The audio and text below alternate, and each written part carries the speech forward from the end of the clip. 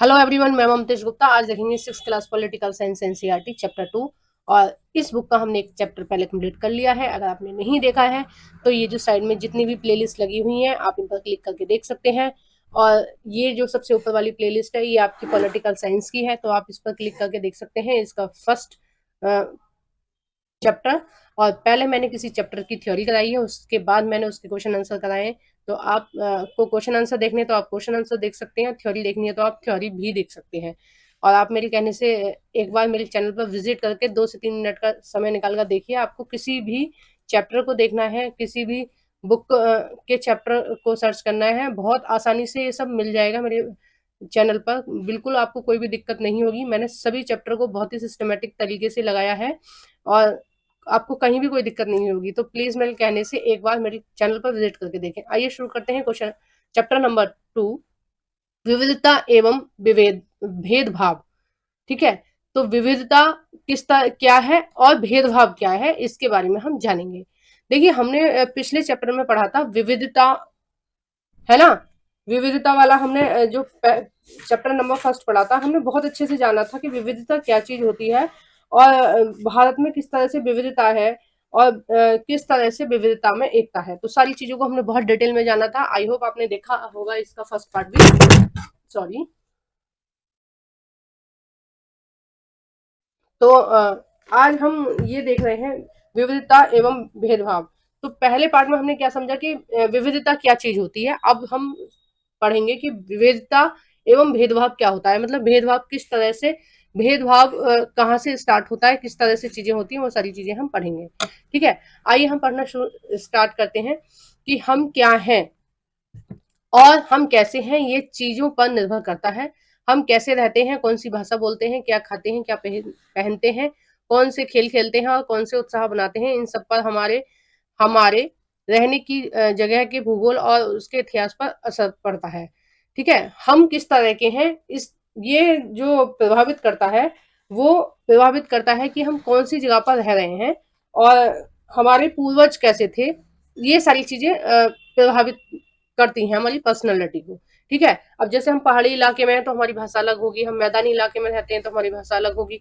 हर state की भाषा अलग अलग है। मैंने पिछले चैप्टर में आपको पढ़ाया था ना, तो मैंने बहुत अच्छे से समझाया था कि विविधता किस तरह से है हमारे भारत में, है ना। अब देखिए, संसार में 8 मुख्य धर्म हैं। भारत में उन 8 धर्मों के अनुयायी यानी मानने वाले रहते हैं। मतलब संसार में कितने हैं, 8 धर्म है मुख्य। ठीक है, पूरे भारत, पूरे विश्व में कितने हैं, 8 धर्म है और वो सभी 8 धर्म हमारे भारत में पाए जाते हैं। धर्मों के अनुयायी यानी मानने वाले रहते हैं। यहाँ 1600 से ज्यादा भाषाएं बोली जाती हैं। जो लोगों की मातृभाषा है। यहाँ 100 से ज्यादा तरह के नृत्य किए जाते हैं। नृत्य मतलब डांस है 100 से ज्यादा। हर एक स्टेट का या फिर कह लीजिए हर एक एरिया का डांस अलग अलग है। स्टेट के भी कई कई डांस होते हैं। एक एक स्टेट में भी 4 4 5 5 तरीके के डांस हैं। तो हर एक एरिया का अलग अलग डांस है। ठीक है, यह विविधता हमें खुश रहने का कारण नहीं बनाती है। हम उन लोगों के साथ सुरक्षित एवं अस्वस्थ महसूस करते हैं जो हमारी तरह दिखते हैं या बात करते हैं, कपड़े पहनते हैं और हमारी तरह सोचते हैं। यानी कि जो हमारी जैसे दिख रहे हैं, हमारी जैसी बातें कर रहे हैं, तो हम उनके साथ क्या कंफर्टेबल फील करते हैं, है ना। अगर आपने देखा भी होगा, जैसे आपकी गली मोहल्ले में कोई व्यक्ति आपके गांव से है तो आपको ज्यादा कंफर्ट लगता है उससे बात करना, क्योंकि आप उसकी भाषा को समझ पा रहे हैं, वो आपकी भाषा को समझ पा रहा है, वो आपके तौर तरीकों को समझ पा रहा है, आप उसके को समझ पा रहे हैं, तो आपको अच्छा लगता है। लेकिन अगर वहीं आपको कोई और पृष्ठभूमि से मिल जाए, ठीक है, जो आपसे डिफरेंट है, तो आप उसके साथ कंफर्टेबल महसूस नहीं करेंगे, आप उससे बात करना कम पसंद करेंगे। जैसे दो व्यक्ति हैं, अजनबी हैं, एक ही बस में बैठे हैं, एक हिंदू है एक मुस्लिम है। पिछले चैप्टर में मैंने आपको बताया था ना कि दोनों का नाम समर था, एक समर 1 और एक समर 2। तो दोनों बैठे हैं। अब दो व्यक्ति हैं, एक हिंदू है एक मुस्लिम है, तो दोनों बात करने में हिचकिचाएंगे, कम बातें करेंगे, क्योंकि उनके बीच एक दीवार है धर्म की।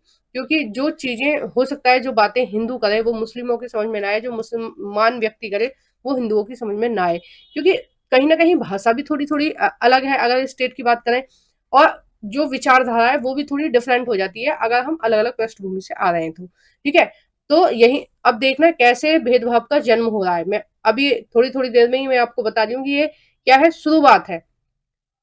जब कोई व्यक्ति हमारी जैसा ना दिख रहा है, ना हमारी जैसा पहनावा ओढ़ावा है, ना खान-पीन है, ना कोई भी चीज़ हमारी जैसी नहीं है, तो हम क्या है अपने आप को उससे अलग समझते हैं और वहीं से भेदभाव जो है वो शुरू हो जाता है।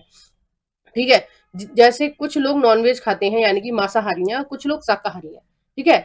तो जो शाकाहारी लोग हैं, जो नॉनवेज नहीं खाते हैं, जो मांस-मच्छी नहीं खाते हैं, वो मांसाहारी लोगों से भेदभाव करते हैं क्योंकि भई उनका खान-पीन अलग है, उनका खान-पीन अलग है। तो सबकी अपनी मर्ज़ी है, कोई कुछ भी खा सकता है। तो जो शाकाहारी लोग हैं, वो मांसाहारी लोगों से थोड़ी-सी घृणा की दृष्टि से देखते हैं कि ये किसी पशु को मार के खा रहे हैं। या फिर आप देखें कि कुछ लोग होते हैं जो बिल्कुल सात्विक होते हैं, धार्मिक टाइप के लोग होते हैं जो प्याज लहसुन भी नहीं खाते हैं।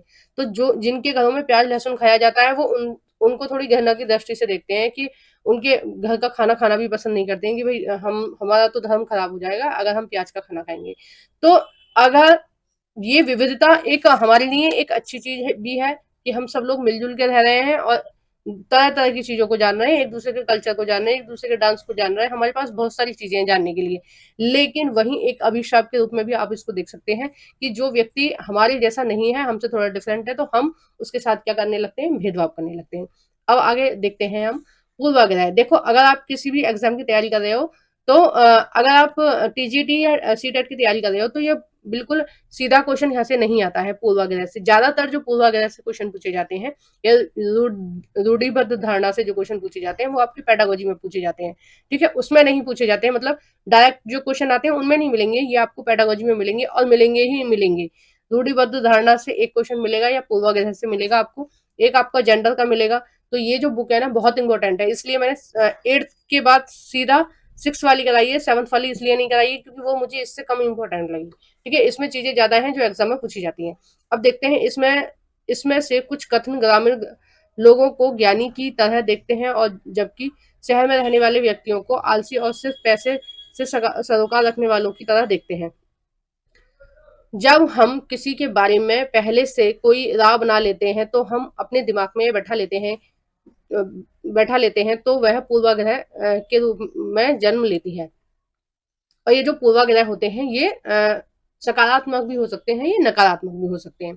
अब देखिए पूर्वाग्रह क्या है।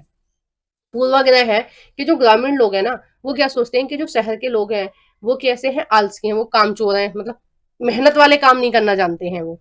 ठीक है, वो बस घर में पड़े रहना चाहते हैं या ऑफिस जाके थोड़ा बहुत ऐसे काम करना चाहते हैं। जबकि जो शहरी लोग हैं वो क्या सोचते हैं कि जो गांव के लोग हैं ना ये गंवार हैं, मतलब ये पढ़े लिखे नहीं है, इनको इंग्लिश नहीं आती, इनको काफी सारी चीजें नहीं आती। तो जो लोग हैं वो अपने आप पूर्व धारणा बना रहे हैं। अब जैसे आप शहर में रहते हो, ठीक है, मान लीजिए आप शहर में रहते हैं, तो अगर आप किसी ग्रामीण व्यक्ति से मिलेंगे तो आपको लगेगा कि ये तो खेती बाड़ी करता है, ये तो अनपढ़ होगा। लेकिन ऐसा नहीं है, गांव में भी बहुत सारे लोग पढ़े लिखे भी होते हैं।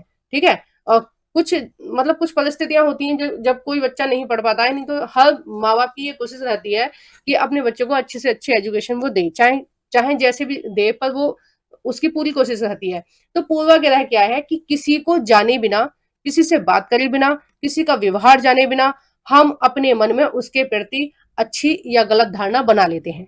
जैसे एक उदाहरण मैं और देना चाहती हूँ आपको कि हमने अपने मन में ये बैठा रखा है कि प्राइवेट स्कूल के बच्चे ज्यादा इंटेलिजेंट है मुकाबले गवर्नमेंट स्कूल के बच्चों के। ठीक है, अब ऐसा तो नहीं है कि सारे बच्चे जो प्राइवेट वाले हैं वो इंटेलिजेंट हो और ऐसा भी नहीं है कि सारे बच्चे जो गवर्नमेंट स्कूल वाले हैं वो कम पढ़े, मतलब उनके मुकाबले कम इंटेलिजेंट हो। तो ये क्या है, एक धारणा बनी हुई है कि प्राइवेट स्कूल अच्छे होते हैं, गवर्नमेंट स्कूल बेकार होते हैं। जबकि ऐसा नहीं है। कोई भी व्यक्ति चाहे गवर्नमेंट वाला है या सरकारी स्कूल में, किसी भी स्कूल में कोई भी बच्चा पढ़ा है तो आप उसके जो मेंटल हेल्थ है उसका डिसाइड नहीं कर सकते हो, ये डिसाइड नहीं कर सकते हो कौन बच्चा कितना होशियार है। अगर प्राइवेट स्कूल में पढ़ा है तो वो होशियार ही है, अगर वो गवर्नमेंट स्कूल में पढ़ा है तो वो बेवकूफ ही है। तो इस तरह की जो धारणा बना लेते हैं पहले से पहले ही, किसी को व्यक्ति को जाने बिना, ये क्या है, पूर्वाग्रह है। यानी कि हमने अपने मन में, हम मिले नहीं है किसी बच्चे से, ठीक है, हमने उसको जाना नहीं है, हम उसके बारे में कुछ नहीं जानते। बस हमने पूछा बेटा आप कौन सी स्कूल में पढ़ते हो, कि मैं वो पब्लिक स्कूल में पढ़ता हूँ। अरे ये इंग्लिश मीडियम स्कूल में पढ़ता है, ये तो अच्छा होगा। कभी वहीं हम दूसरे बच्चे से पूछ रहे हैं कि तुम कौन से स्कूल में पढ़ते हो, तो वो बोल रहा है हम पास वाले सरकारी स्कूल में पढ़ते हैं। तो हमने तुरंत सोच लिया कि ये जो बच्चा है ये पढ़ने में इतना होशियार नहीं होगा, क्योंकि ये सरकारी स्कूल का बच्चा है। तो ये क्या है, एक पूर्व धारणा है, पूर्वाग्रह है, कि हमने दोनों बच्चों को जाने बिना ये सोच लिया कि सरकारी स्कूल वाला थोड़ा कम होशियार है और जो प्राइवेट वाला है वो ज्यादा ज्यादा होशियार है। वहीं एक और उदाहरण यहाँ पे दे रखा है कि जैसे जो इंग्लिश बोलते हैं, हमने पूर्वाग्रह बना रखा है, यानी कि कुछ लोग ऐसा सोचते हैं कि जो लोग इंग्लिश बोल रहे हैं वो ज्यादा इंटेलिजेंट है ना। आपके घर में कोई गेस्ट आते हैं, है ना, और उनको साइंस के बारे में कोई नॉलेज नहीं है, पॉलिटी के बारे में कोई नॉलेज नहीं है, हिस्ट्री के बारे में कोई नॉलेज नहीं है, मतलब किसी सब्जेक्ट के बारे में बहुत ज्यादा कोई नॉलेज नहीं है, बस उनको ठीक ठाक इंग्लिश बोलनी आती है। तो आप क्या सोच लेंगे कि अरे ये तो बहुत होशियार है क्योंकि इसको इंग्लिश आती है। वहीं कोई आदमी जो सभ्य व्यक्ति है, चाहे वो कितनी भी बड़ी डिग्री लेके आपके घर आ रहा है, आप इंग्लिश बोलते हैं और वो आपसे हिंदी में बात करे, तो आप सोच लेंगे कि ये तो हिंदी में बात कर रहा है, इसको तो कुछ नहीं आता होगा, ये तो ऐसे ही है। तो ये क्या है, एक पूर्वाग्रह है। ठीक है, ये जो पूर्वाग्रह है, मतलब हमने पहले से ही जान लिया कि इंग्लिश बोलने वाला अच्छा है, हिंदी बोलने वाला बेवकूफ है ना। अब जैसे मैं हूं, मुझे हिंदी बोलना पसंद है, हिंदी में पढ़ना पसंद है, हिंदी में पढ़ाना पसंद है। ठीक है, मुझे इंग्लिश पसंद ही नहीं है, मेरी मातृभाषा हिंदी है, तो मुझे हिंदी में ही बात करना अच्छा लगता है। अगर कोई मुझसे इंग्लिश में भी बात करे तो मैं उसको रिप्लाई हमेशा हिंदी में ही देती हूँ, क्योंकि मुझे अच्छा लगता है हिंदी में बोलना। अब कोई और व्यक्ति ये जज करे मुझे कि अरे ये हिंदी में बोलती है, ये क्या पढ़ाएगी किसी भी बच्चे को, ये कैसी टीचर है, इसको इंग्लिश नहीं आती, तो ये तो गलत है ना, है ना। तो मतलब मेरे को जाने बिना, मेरे से पढ़े बिना, या मुझे मेरी किसी भी वीडियो को देखे बिना उसने ये धारणा बना ली क्योंकि ये टीचर हिंदी में बात कर रही है इसलिए ये टीचर बेकार है, जो दूसरा टीचर है वो इंग्लिश में पढ़ा रहा है तो वो टीचर अच्छा है। तो ये कोई मतलब आप भाषा के आधार पर किसी को ये मान लें कि एक जो इंग्लिश बोल रहा है वो अच्छा है, जो हिंदी बोल रहा है वो कम होशियार है। ठीक है, तो ये क्या है, एक पूर्वाग्रह है। आप किसी को जाने बिना अपने आप अपने मन में ये बैठा लें कि कौन अच्छा है कौन बुरा है, अपने आप। ये क्या है, पूर्वाग्रह है, मतलब पहले से ही आपने धारणा बना ली किसी को जाने बिना। ठीक है, अब नेक्स्ट है, हम क्या ही चीजों के बारे में पूर्वाग्रह हो सकते हैं, पूर्वाग्रही हो सकते हैं लोगों के धार्मिक विश्वास, उनकी चमड़ी का रंग, जिस क्षेत्र में वे रहते हैं। जैसे हमने पूर्वाग्रह बना लिया कि गांव वाले पिछड़े हुए हैं, है ना, पहले से पहले ही हम जानते नहीं है किसी गांव वाले को। हमने पूछा ही नहीं इस गांव में कितने पढ़े हुए हैं और कितने अनपढ़ हैं, कितने लोगों ने बीटेक कर रखा है, कितने ने डॉक्टर हैं, कितने इंजीनियर, हमने किसी से पूछा ही नहीं, हमने जाना ही नहीं उनके बारे में, बस हमने सोच लिया कि ये गांव से है तो ये गवार है। ठीक है, तो ये क्या है, एक पूर्वाग्रह है।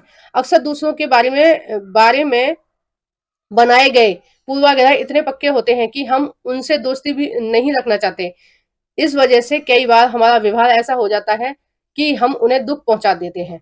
देखिए, हमने अपने मन में ये धारणा बना ली कि भाई ये लोग ऐसे हैं तो हम इनसे दूर रहें। ठीक है, अगर आप क्लास में जाएं तो कोई बच्चा थोड़ा ऐसे ही है, मतलब उसके घर की कंडीशन थोड़ी डाउन है, तो वो सिंपल सा बैग है जिस हाथ से बना हुआ, उसके पास पेंसिल भी नॉर्मल सी है, 2-4 रुपए की है, उसका पास टिफिन भी नहीं है, वो खाना बस ऐसे ही कागज में रैप करके ला रहा है। तो आप देख लें कि अरे ये तो ऐसे घर से आया तो ये इंटेलिजेंट नहीं होगा, ये तो ऐसे ही होगा। ये क्या है, पूर्वाग्रह। आपने उसको जाना नहीं, देखा नहीं। ठीक है, आप उसके साथ 2-4 दिन आपने उसके साथ दोस्ती नहीं करी, पर आपने एक बार उसका चाल ढाल, उसका बैग, उसकी पेंसिल वगैरह देख के ये अनुमान लगा लिया कि ये तो ऐसे ही है। ठीक है, ये क्या है, ये पूर्वाग्रह है। लड़कों और लड़कियों में भेद भाव। अब देखो, लड़की और लड़कियों लड़कों में भेदभाव कैसे हो रहा है, किसकी वजह से हो रहा है, पूर्वाग्रह की वजह से।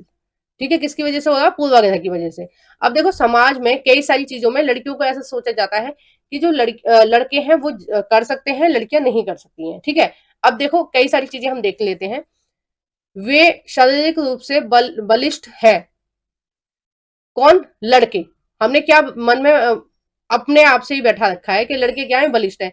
तो ऐसा तो नहीं है कि लड़की पहलवान नहीं हो सकती, लड़कियां पहलवान भी होती हैं, कुश्ती भी करती हैं, ठीक है, तलवार वगैरह भी चला सकती हैं, लेकिन हमने पूर्वाग्रह बना रखा है, इसलिए हम लड़कियों के साथ भेदभाव कर रहे हैं, है ना। क्यों कर रहे हैं, हम लड़कों को क्या मान रहे हैं कि ये शक्तिशाली हैं। जैसे इसी तरह की जो पूर्वाग्रह थे ये पहले थे, इसलिए हमारी आर्मी में, हमारी फौज में या नेवी में कहीं भी लड़कियों को अपॉइंट नहीं किया जाता था, कहीं भी लड़कियों को नौकरी में नहीं लिया जाता था, क्योंकि ऐसा माना जाता था कि लड़की क्या है, शारीरिक रूप से कमजोर है। लेकिन अब इस धारणा को खत्म कर दिया है, अब लड़कियां भी हर उस जॉब में जा रही हैं जिसमें लड़के जा रहे हैं। ठीक है, अब कोई भी क्षेत्र ऐसा नहीं है जिसमें लड़कियां नहीं जा रही हैं, लड़के जा रहे हैं। वे शरारती हैं, मतलब हमने मान लिया कि लड़के हैं ये शरारती हैं, तो ये क्या है, एक पूर्वाग्रह है। जबकि हो सकता है कि कोई लड़की भी शरारती हो और कोई लड़का शांत भी हो, लेकिन हमने ये मान लिया है कि वो शरारती है। वे नृत्य करने और चित्रकारी में निपुण हैं, ये लड़कियों के लिए होगा। वे रोते नहीं है, ये लड़कों के लिए है। वे उद्यमी है, ये लड़कों के लिए है। वे खेलने में निपुण है, ये लड़कों के लिए भी हो सकता है ना। और वे खाना पकाने में निपुण है, यानी कि ये लड़कियों के लिए है। वे भावुक हैं, ये लड़कियों के लिए है। तो ये सारी जो तालिका है, ये सारी जो कथन है, ये हमने अपने आप बना लिए हैं पूर्वाग्रह अपने मन में, कि लड़के रोते नहीं है, लड़के स्ट्रांग होते हैं, लड़के शरारती होते हैं, लड़के खेल कूद में निपुण होते हैं। ठीक है, लड़कियां खाना बनाती हैं, वो भावुक होती हैं, बात बात पे रो जाती हैं, और वो शारीरिक रूप से कमजोर होती हैं। तो हम इस आधार पर हम लड़कियों के साथ क्या कर रहे हैं, हम भेदभाव कर रहे हैं। ठीक है, हम क्या कर रहे हैं, उनको आगे बढ़ने से रोक रहे हैं। जैसे फुटबॉल वगैरह की टीम में पहले लड़कियां नहीं होती थी, पहले क्रिकेट लड़कियां नहीं खेलती थी, लेकिन इस बार से लड़कियों का भी आईपीएल हो रहा है। तो ये क्या है, ये एक तरह से इन चीजों से समाज उभर रहा है। ठीक है, हम ये बात कह सकते हैं। अब देखिए, हम नेक्स्ट देखते हैं। देखो, यही सारी चीजें हैं इसमें, कि घर में भी किस तरह से भेदभाव होता है, कि लड़कियों के साथ किसकी वजह से हो रहा है, कि पूर्वाग्रह बना रखा है कि लड़का है तो ये हमारे साथ रहेगा, ये हमें कमा के खिलाएगा, लड़की है तो ये दूसरे घर जाएगी। तो हम लड़कियों के साथ थोड़ा सही व्यवहार नहीं करते हैं, है ना। किसी किसी घर में ऐसा होता है कि लड़कों को अच्छे स्कूल में पढ़ाएंगे, लड़कियों को अच्छे स्कूल में नहीं पढ़ाएंगे। क्यों? क्योंकि लड़का अपने घर रहेगा, हमें कमा के खिलाएगा, ऐसा कुछ मतलब पूर्व से धारणा बना रखी है, जबकि ऐसा कुछ है नहीं। देखो, लास्ट समय में कौन सेवा करेगा ये किसी को नहीं पता। आपके मम्मी पापा की सेवा आपको भी करनी पड़ सकती है, आप लड़की हैं या लड़का है, कोई भी है, आपको भी सेवा करनी पड़ सकती है। तो इस तरह की जो धारणा है, जो हमने पहले से बना रखी है बिना किसी अनुभव के आधार पर, उनको क्या बोलेंगे, हम पूर्वाग्रह बोलेंगे। और पूर्वाग्रहों की वजह से क्या होता है, भेदभाव होता है लड़कियों और लड़कों में। एक उदाहरण दिया है इन्होंने लड़की और लड़कों का। ठीक है, नेक्स्ट हम देखते हैं रूढ़िबद्ध धारणाएं। देखो, बिल्कुल सेम सेम सी चीज है, पूर्वाग्रह और रूढ़िबद्ध धारणाएं, थोड़ा बहुत डिफरेंस है। जैसे जो पूर्वाग्रह मैंने अभी आपको बताया, वो क्या है, पहले से हमने अपने मन में कुछ बिठा रखा है कि ये ऐसा है, वो वैसा है। ठीक है, हमने किसी को जाने बिना, पहचाने बिना हमने ये बैठा रखा है कि ये अच्छा है और ये बुरा है। नेगेटिव पॉजिटिव दोनों हो सकते हैं पूर्वाग्रह। ठीक है, रूढ़िबद्ध धारणा क्या है, कि पीढ़ी दर पीढ़ी से वो चीज चली आ रही है। ठीक है, जैसे लड़कियों को कम समझा जा रहा है पीढ़ी दर पीढ़ी से, ये क्या है, रूढ़िबद्ध धारणा है कि लड़कियां रोटी बनाने के लिए ही पैदा हुई हैं, या लड़कियों को बच्चे ही पालने हैं आगे जाके, इनको पढ़ाओ लिखाओ मत। क्या है, रूढ़िबद्ध धारणा है। ठीक है, इन रूढ़िबद्ध धारणाओं का मैंने भी फेस किया है, मैं भी इनसे लड़ी हूँ। मैं अपने खुद के अनुभव बता रही हूँ, कि जब मैं बीएड के लिए, मुझे जब शहर से बाहर पढ़ने जाना था, तो इन्हीं रूढ़िबद्ध धारणाओं की वजह से मेरी अम्मा ने मेरे पापा से बोला था कि ये लड़की है, इतनी दूर बाहर जाएगी, क्या फायदा है, शादी के बाद तो इसको बनानी रोटी ही है, तो क्या फायदा है इतना पढ़ा लिखा के। तो फिर मेरे पापा ने मेरे को भेजा था बाद में बीएड के लिए, कि अम्मा को समझाया कि नहीं, ऐसे नहीं है, आजकल की लड़कियां बढ़ रही हैं आगे, हमें बढ़ाना है अपनी लड़की को, ऐसे पीछे नहीं छोड़ना है। तो रूढ़िबद्ध धारणा हमको कुछ मतलब आगे बढ़ने से रोक रही है। तो ये क्या हो गया, लिंग के आधार पर।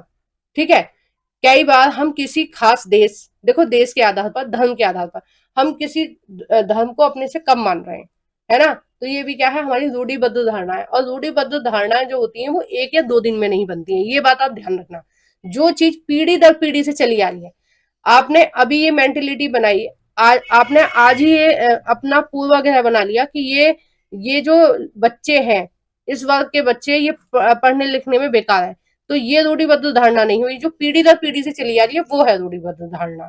ठीक है, अब जैसे आप कुछ देशों को मानते हैं कि ये पिछड़े हुए हैं, अब जैसे यूरोप वाले लोग हैं, इंग्लैंड वाले हैं, अमेरिका वाले हैं, रूस वाले, वो क्या मानते हैं भारत को, कि भारत पिछड़ा हुआ देश है, भारत क्या है, गरीब देश है। तो ये क्या है, रूढ़िबद्ध धारणा है, वो बहुत दिन से मानते चले आ रहे हैं। कंजूस, अपराधी या बेवकूफ ठहराते हैं। कुछ लोगों को हम कहते हैं, अरे ये तो, इनकी तो जाति चोरों वाली है, ये तो चोर चोर जाति से हैं, इनकी जाति में सब लोग चोरी होते हैं या अपराधी ही होते हैं, या फिर जैसे मैं बनिया हूँ, ठीक है, बनियों को ज्यादातर क्या बोलते हैं, कंजूस बोलते हैं।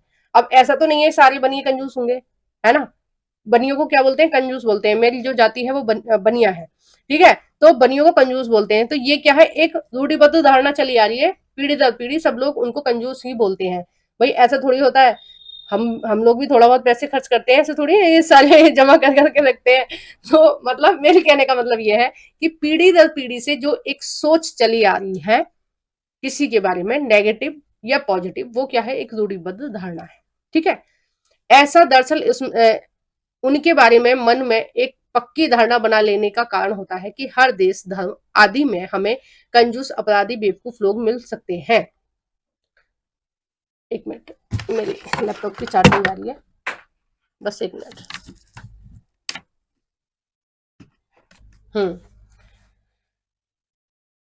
हाँ, पूरे समूह के बारे में ऐसी राय बनाना वाजिब नहीं है, मतलब ठीक नहीं है कि हम अपने तरफ से किसी के बारे में गलत धारणाएं बना रहे हैं और पीढ़ी दर पीढ़ी से चली आ रही है। तो इसमें क्या है, हमारी गलती है कि हम ऐसा सोच ही क्यों रहे हैं, हमें ऐसा नहीं सोचना चाहिए, ठीक है।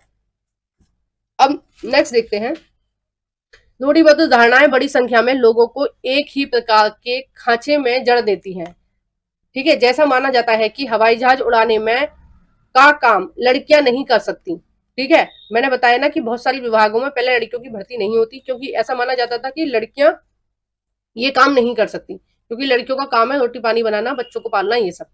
तो ये क्या है, रूढ़िबद्ध धारणा चली आ रही थी। लड़कियां नेवी में नहीं जाती थी, एयरफोर्स में नहीं जाती थी, लड़कियां सीआरपीएफ में नहीं जाती थी, बीएसएफ में नहीं जाती थी। लेकिन अब क्या है, ये जो धारणा है इसको गलत साबित कर दिया है लड़कियों में, और लड़कियां हर क्षेत्र में जा रही हैं जहां भी लड़के जा रहे हैं, ठीक है। इन धारणाओं का असर हम सब पर पड़ता है।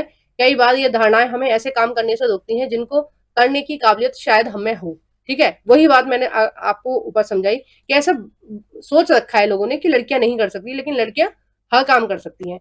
तो जो भेदभाव हो रहा है लड़की और लड़के में, किसकी वजह से हो रहा है, रूढ़िबद्ध धारणाओं की वजह से हो रहा है, ठीक है। या किसी हम धर्म को अपने धर्म से कम समझ रहे हैं। हमारे बाबा ने बताया कि इस धर्म के लोग ऐसे होते हैं, ठीक है, इन इन धर्म के लोगों में समझ कम होती है। फिर हमारे पापा ने भी हमें वही समझाया कि ये चीज क्या, इनके धर्म में ऐसे कम पढ़े लिखे होते हैं, या ये ऐसे लोग होते हैं, ठीक है, कंजूस होते हैं, या कुछ भी बताया हमें, है ना। फिर हम अपने अपने अपने बच्चों को बता रहे हैं कि ये जो लोग हैं ये कंजूस होते हैं या ऐसे ही होते हैं, मतलब पढ़ने लिखने में अच्छे नहीं होते हैं, इस धर्म के लोग। तो पीढ़ी दर पीढ़ी चली आ रही है, और ये सोच, गलत सोच हम एक दूसरे को ट्रांसफर कर रहे हैं। तो ये क्या है, रूढ़िबद्ध धारणा है। और अगर हम जो गलत सोच है किसी या अच्छी सोच है किसी के बारे में अभी अभी बना रहे हैं, तो वो क्या है, पूर्वाग्रह है, ठीक है। दोनों में डिफरेंस रखना हमेशा। अब देखिए नेक्स्ट देखते हैं, असमानता एवं भेदभाव, ठीक है। अब हमने देखा कि रूढ़िबद्ध धारणाएं और पूर्वाग्रह को हमने अच्छे से जान लिया। अब हमने पूर्वाग्रह के बारे में तो पहले देख लिया कि वहां पर भेदभाव कैसे होता है। अब हम देखेंगे रूढ़िबद्ध धारणाएं के बाद भेदभाव कैसे होता है। भेदभाव तब होता है जब लोग पूर्वाग्रहों या रूढ़िबद्ध धारणाओं के आधार पर व्यवहार करते हैं। अगर हम आप लोगों को नीचा दिखाने के लिए कुछ करते हैं, अगर आप उन्हें कुछ गतिविधियों में भाग लेने से रोकते हैं, किसी खास नौकरी को करने से रोकते हैं, या किसी मोहल्ले में रहने नहीं देते हैं, एक कुएं से पानी नहीं देते हैं, या हैंडपंप पर जाने नहीं देते हैं, या कुछ चीजों को इस्तेमाल करने से रोकते हैं, ठीक है। कई बार क्या होता है कि कुछ लोगों को कुछ लोग अगर किसी के घर जा रहे हैं तो उन लोगों को अपने गिलास में चाय या पानी नहीं दिया जाता है, उनको अपने कप में चाय या पानी नहीं दिया जाता, उनको डिस्पोजल में दिया जाता है, या फिर उनको पानी और चाय ऑफर ही नहीं किया जाता है कि वो क्या है, वो किसी अलग जाति से है, इस आधार पर, है ना। नेक्स्ट देखेंगे, तो इसकी वजह से क्या है, भेदभाव हो रहा है। भेदभाव कई कारणों से हो सकता है। शायद आप याद करें कि पिछले पार्ट में समीर एक और समीर दो दोनों एक दूसरे से भिन्न थे, ठीक है। वो अलग अलग धर्म थे, उनके अलग अलग रीति रिवाज थे, और दोनों की जो आर्थिक पृष्ठभूमि थी, यानी कि एक गरीब था एक अमीर था, तो दोनों का क्या है, अलग अलग था, है ना। तो दोनों में बहुत ज्यादा असमानता थी। बहुत लोगों के पास अपने खाने कपड़े और घर की मूल जरूरतों को पूरा करने के लिए साधन नहीं होते हैं, पैसे नहीं होते हैं। इस कारण दफ्तर में, अस्पतालों में अस्पतालों में आदि में वो उनको उनके साथ भेदभाव किया जाता है ना?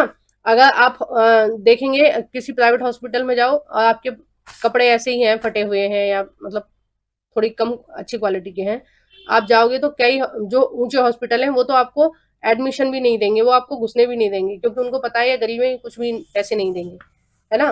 तो ये सारी चीज़ें भेदभाव किसकी वजह से हो रहा है? ये रूढ़िबद्ध धारणाओं की वजह से हो रहा है, पूर्वाग्रह की वजह से हो रहा है, ठीक है?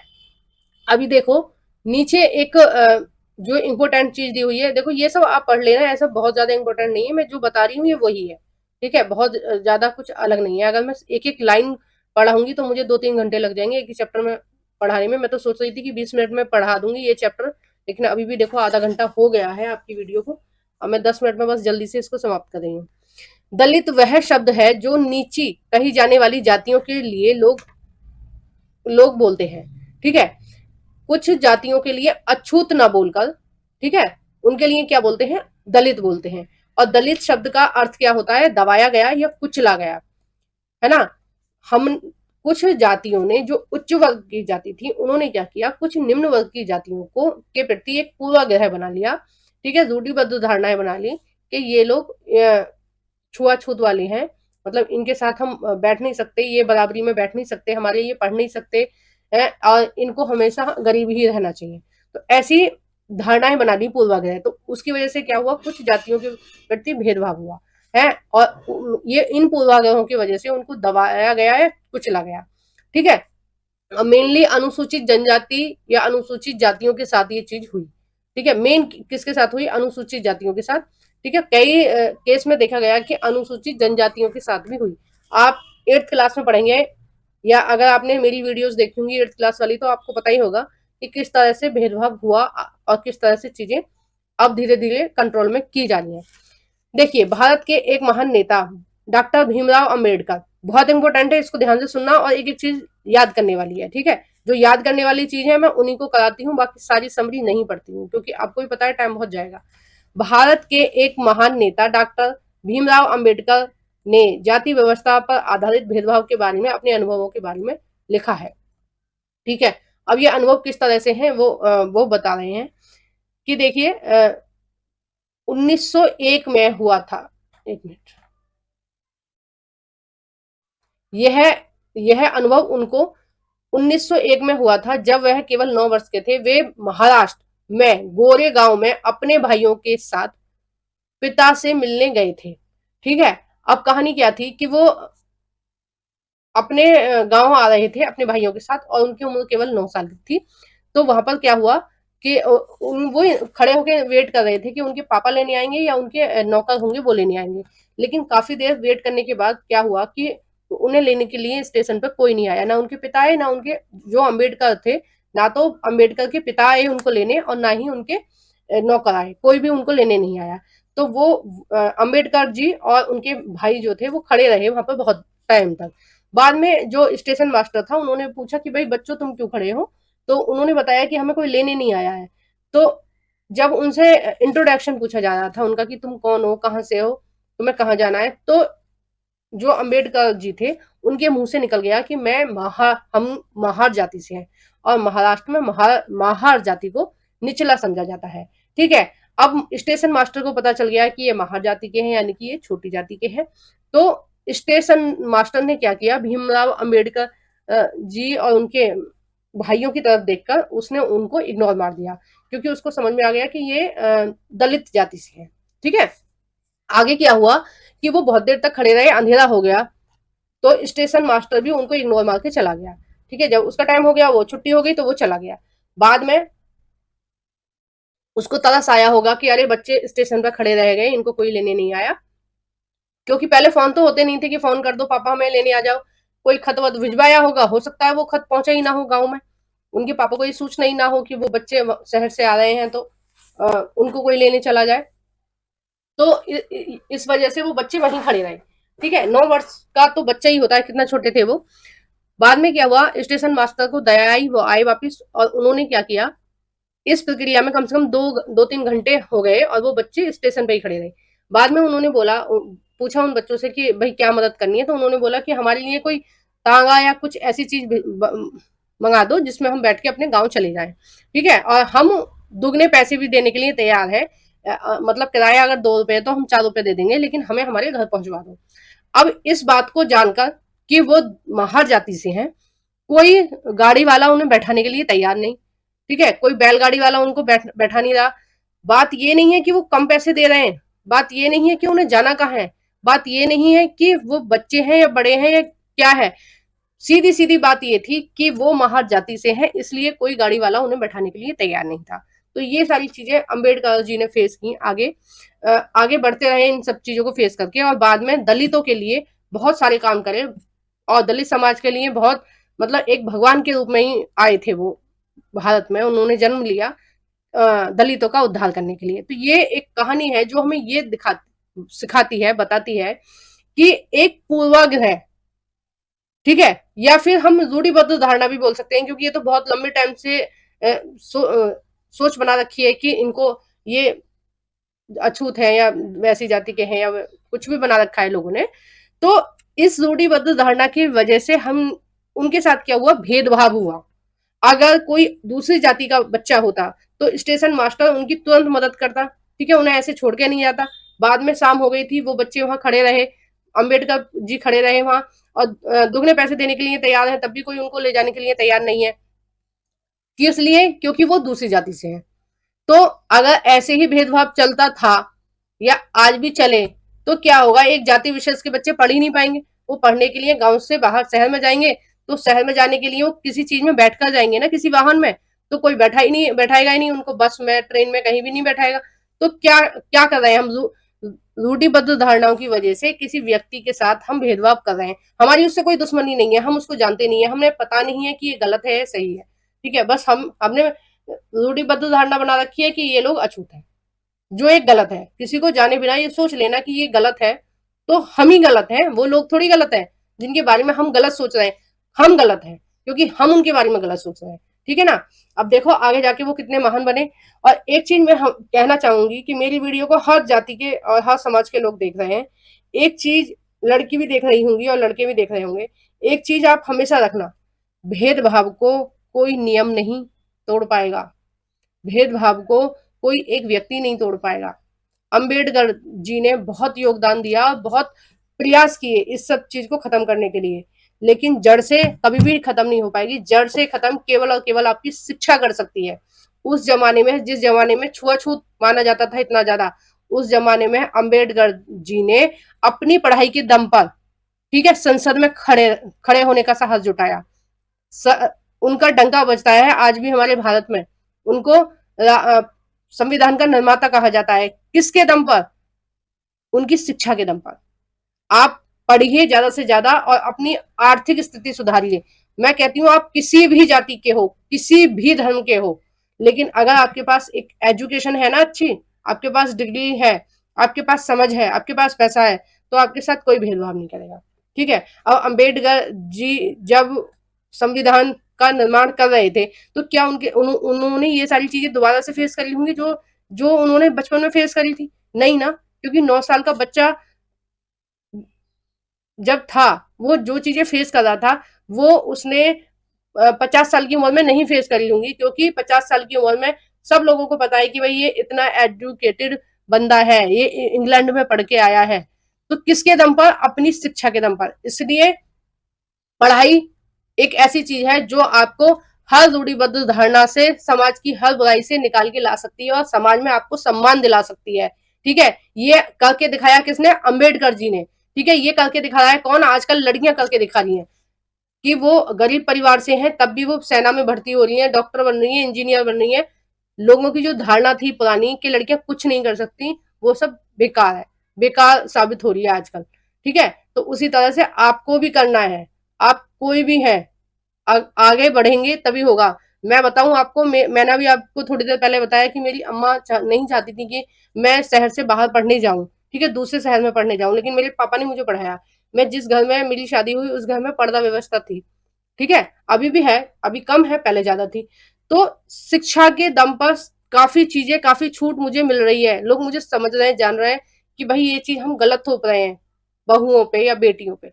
तो शिक्षा आपको एक आपके जीवन में क्रांति ला सकती है। ठीक है, इसलिए चाहे जो छूट जाए जीवन में, पर पढ़ना कभी मत छोड़ना, आगे बढ़ना कभी मत छोड़ना, नया सीखना कभी मत छोड़ना। ठीक है, ध्यान रखना। अब कंटिन्यू करते हैं। देखो यही सब चीजें जो मैंने आपको बताई है, यही सब चीजें अंबेडकर जी के बारे में लिखी हैं। चाहे तो आप पढ़ सकते हैं, वैसे जरूरी नहीं है, मैंने पूरी कहानी आपको बहुत ही अच्छे से बता दी है। अब देखिए उन्होंने बहुत सारा योगदान दिया था। देखो ये सारी चीजें वही लिखी हुई हैं कि स्टेशन मास्टर पैसे लेने के बाद भी उन उनके साथ भेदभाव हो रहा था, मतलब पैसे दे रहे थे उसके बाद भी उनको कोई गाड़ी में लेके नहीं जा रहा था, ये सारी चीजें हैं। ठीक है, तो ये सब आप देख लेना। अब देखिए समानता के लिए संघर्ष। तो ये जो हमारे राष्ट्र संविधान के निर्माता थे, ठीक है, एक तरह से हम राष्ट्र के निर्माता भी बोल सकते हैं इनको, राष्ट्र के निर्माता थे या संविधान के निर्माता थे।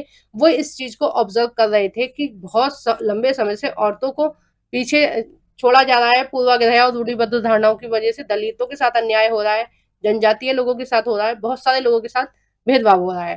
ठीक है, वहीं अगर बात करें कि कुछ लोगों को मंदिर में प्रवेश करने से रोका जा रहा था, महिलाओं को पढ़ने से रोका जा रहा था, मतलब समानता नहीं थी।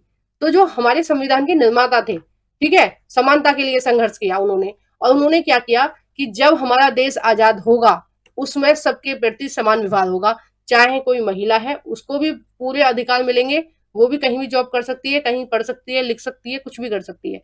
जैसे पुरुष कर सकते हैं वैसे महिला कर सकती है, वैसे ही दलित भी कर सकते हैं, वैसे भी जनजाति के लोग भी कर सकते हैं। मतलब भारत में जो भी बच्चा जन्म ले रहा है उन सबके जो अधिकार है वो समान है। ठीक है, और बहुत सारी लड़ाइयां लड़ी, औरतें भी चाहती थी कि हमें पढ़ने का अधिकार मिले, वो भी आंदोलन कर रही थी अलग तरह से। तो संविधान के जो निर्माता थे उन्होंने इन सब चीजों को बहुत ध्यान से और बहुत सतर्कता पूर्वक समझा, सोचा, और हमारे संविधान में ये समानता पर जोर दिया। ठीक है, आपने बहुत बार पढ़ा होगा समानता का अधिकार, तो इस पर कहां से जोर दिया, इन सब गतिविधियों से जोर दिया, है ना। अब देखिए बहुत सारी लड़ाइयां अंबेडकर जी ने लड़ी समानता के लिए, और बाद में उन्होंने इस तरह के नियम भी बनाए, संविधान में डाले, ताकि आगे भी किसी भी दलित के साथ इस तरह की चीजें ना हो, है ना। और देखिए आगे जो संविधान के निर्माता थे उन्होंने क्या किया कि किसी के साथ भेदभाव ना हो, इसलिए उन्होंने क्या किया, समानता का नियम लाया, समानता का अधिकार लाया, जिससे कि किसी भी व्यक्ति के साथ जो भारत में रह रहा है उसके साथ भेदभाव ना हो। अब देखिए देखते हैं, ये बहुत इंपॉर्टेंट लाइन है। संविधान के लेखकों ने यह भी कहा था कि विविधता की इज्जत करना उसके बहुमूल्य की मानना समानता सुनिश्चित करने में बहुत महत्वपूर्ण कारक है। यानी कि विविधता की इज्जत कैसे होगी कि सब लोग अलग अलग पृष्ठभूमि से आ रहे हैं, अलग अलग धर्म से आ रहे हैं, अलग अलग जाति से आ रहे हैं, कुछ गोरे हैं कुछ काले हैं, हर तरह के व्यक्तियों को बराबर मान्यता दी जाए, तो ये क्या हो जाएगा, ये हो जाएगी विविधता में एकता, है ना। कि अलग अलग लोग हैं हमारे देश में, हर स्टेट में अलग अलग है, अलग जाति अलग है, उनकी धर्म अलग है, सब कुछ अलग है उनका, लेकिन फिर भी सबको समान अधिकार है।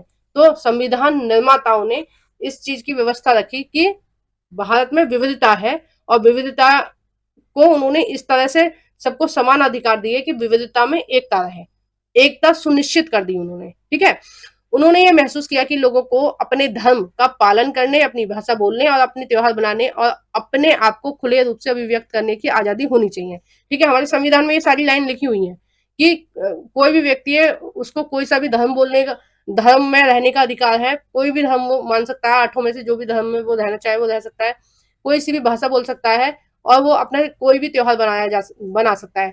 वहीं अगर हम बात करें जैसे मुगल थे, तो वो क्या करते थे, वो हिंदुओं के जो वो त्योहार वगैरह होते थे उन पर पाबंदी लगाते थे। ठीक है, बाद में कुछ तुर्क आए तो उन्होंने मुसलमानों के भी कुछ उन पर पाबंदी लगाई, मतलब मुसलमानों में भी आपस में ये भी कुछ कुछ अलग अलग चीजों में बटे हुए हैं। ठीक है, जैसे हिंदू बटे हुए हैं वैसे मुसलमान भी बटे हुए हैं, तो अलग अलग चीजों में पाबंदी लगाई। लेकिन भारत में क्या है कि सभी लोग धर्म जाति, मतलब स्वतंत्रता है, उनका मन है, वो जिस धर्म में रहे जाति में रहे, उनको जो करना है वो करें, समान है, सबके लिए क्या है, रूल समान है। उन्होंने कहा कि कोई एक भाषा, धर्म या प्रत्येक सबके लिए अनिवार्य नहीं बनाना चाहिए। यानी कि उन्होंने ये बोला कि ऐसा नहीं होना चाहिए कि भारत में केवल हिंदू राष्ट्र घोषित कर दो कि बस हिंदू ही रहेंगे, मुस्लिम नहीं रहेंगे, सिख घोषित कर दो कि सिख ही रहेंगे, कोई और धर्म का नहीं रहेगा। नहीं तो आप बहुत सारे यूरोप के देशों को देख सकते हैं जिनमें पूरे देश में एक ही धर्म चलता है, बाकी के धर्म के लोगों को मंदिर, मस्जिद या अन्य चीजों को खोलने का अधिकार नहीं है, सार्वजनिक जगह पर पूजा अर्चना करने का अधिकार नहीं है। केवल एक भारत ही ऐसा है जिसमें हर धर्म के मंदिर, मस्जिद, गुरुद्वारे, ठीक है, दरगाह जो भी होते हैं सभी धर्मों के मिलेंगे और आराम से चल रहे हैं। केवल एक भारत है, ठीक है। इसीलिए भारत एक धर्मनिरपेक्ष देश है। देखो धर्मनिरपेक्ष क्या होता है, मैंने आपको कई बार बताया है, आज फिर बता रही हूँ। धर्मनिरपेक्ष का मतलब है कि हम सभी धर्मों का सम्मान करते हैं। धर्मनिरपेक्ष का मतलब है हम किसी भी धर्म के साथ भेदभाव नहीं करेंगे, ठीक है। आप हिंदू हैं तो आप बाकी के 7 धर्मों के साथ को किसी भी तरह की पूर्वाग्रह नहीं बना सकते हैं कि अच्छे हैं, गलत हैं, बुरे हैं, श्रेष्ठ हैं, निम्न है, ऐसे नहीं बनाना है। आप मुस्लिम हैं तो आप बाकी 7 धर्मों के प्रति नहीं बना सकते। ईसाई हैं तो आप ये नहीं सोच सकते हैं कि ईसा मसीह सबसे सर्वोच्च है, बाकी जो जितने धर्म के लोग रह रहे हैं वो बेकार है। सिख हैं तो आप ये नहीं मान सकते हैं कि गुरु ही श्रेष्ठ है, बाकी के जो देवी देवता है, अल्लाह है या कोई भी है, ईसा मसीह है, ये इनको आप कम समझें, ठीक है। धर्मनिरपेक्ष का मतलब है कि हम चाहे जो भी धर्म में है, हम बाकी सभी धर्मों का सम्मान करते हैं, ठीक है। आपको कोई भी व्यक्ति मिलता है तो आप ऐसे भेदभाव नहीं कर सकते कि ये हमारे धर्म वाला नहीं है तो हम इससे नमस्ते नहीं करेंगे, हम इससे बात नहीं करेंगे, हम इसको पानी के लिए नहीं पूछेंगे, हम इसको खाना खाने के लिए नहीं पूछेंगे। आप ऐसे भेदभाव नहीं करोगे, ठीक है। ये क्या है, एक धर्मनिरपेक्ष की पहचान है जो कि हमारे देश में है। हमारा देश धर्मनिरपेक्ष है, इसलिए सभी धर्म आराम से रह रहे हैं। अगर हमारा देश धर्मनिरपेक्ष नहीं होता, हमारे देश का कोई एक धर्म होता, ठीक है, कोई भी एक धर्म होता, तो बाकी के 7 धर्म के लोगों को, 8 धर्म है ना हमारे देश में, बाकी के 7 धर्म के लोगों को अपना धर्म परिवर्तन करके उसी धर्म में आना पड़ता। तो वो बाकी के जो 7 धर्म के लोग होते, ना वो त्योहार बना पाते अपने, ना वो अपने देवी देवताओं की पूजा कर पाते, ना वो मतलब उनको पूरी स्वतंत्रता नहीं होती जितनी अब है, क्योंकि हमारा देश धर्म निरपेक्ष है। इसलिए हमारा देश किसी भी धर्म को नीचा नहीं दिखा सकता, किसी भी धर्म के प्रति कट्टर व्यवहार नहीं रख सकता, गलत व्यवहार नहीं कर सकता। धर्मनिरपेक्ष का मतलब है कि हम चाहे जिस भी धर्म में हैं, हम बाकी सभी धर्मों का सम्मान करते हैं, सभी के साथ अच्छा व्यवहार रखेंगे, सभी के प्रति समानता की भावना रखेंगे, ठीक है। आपको पता चल गया है धर्मनिरपेक्ष क्या है, कि हम चाहे जिस धर्म में हैं, हम सभी धर्मों का सम्मान करते हैं, ठीक है। तो यही सारी चीजें थी इसमें।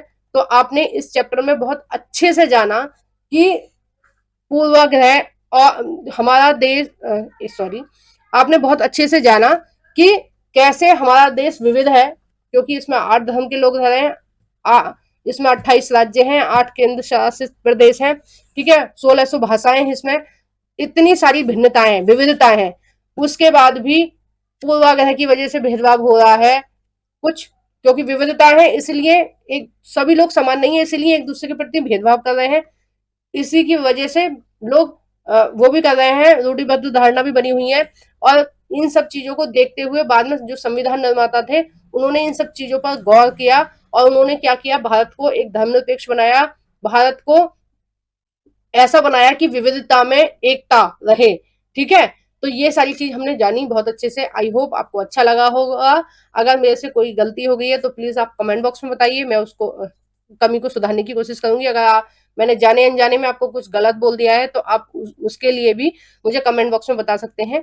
अगर मैंने कुछ अपनी तरफ से गलती की है तो मैं उसके लिए आपको सॉरी भी बोलूंगी, अगर आपको ऐसा लगता है तो, ठीक है। मैंने पूरी कोशिश की है किसी की भावनाओं को आहत ना किया जाए, ठीक है। जो चीज है वो समझाई जाएगी तो उसको खोल के ही बताया जाएगा, बिना खोल के बताऊंगी तो आपको समझ में ही नहीं आएगा, ठीक है।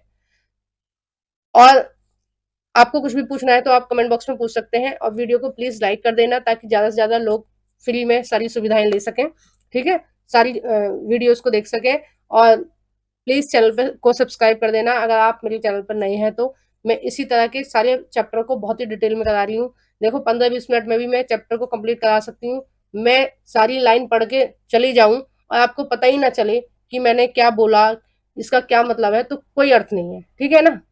मेरी पढ़ाने का उद्देश्य यह है कि आपने एक बार मेरी वीडियो देख ली तो दोबारा आपको बुक खोलने की जरूरत नहीं पड़नी चाहिए, आपने पढ़ लिया, फाइनल हो जाना चाहिए, ठीक है।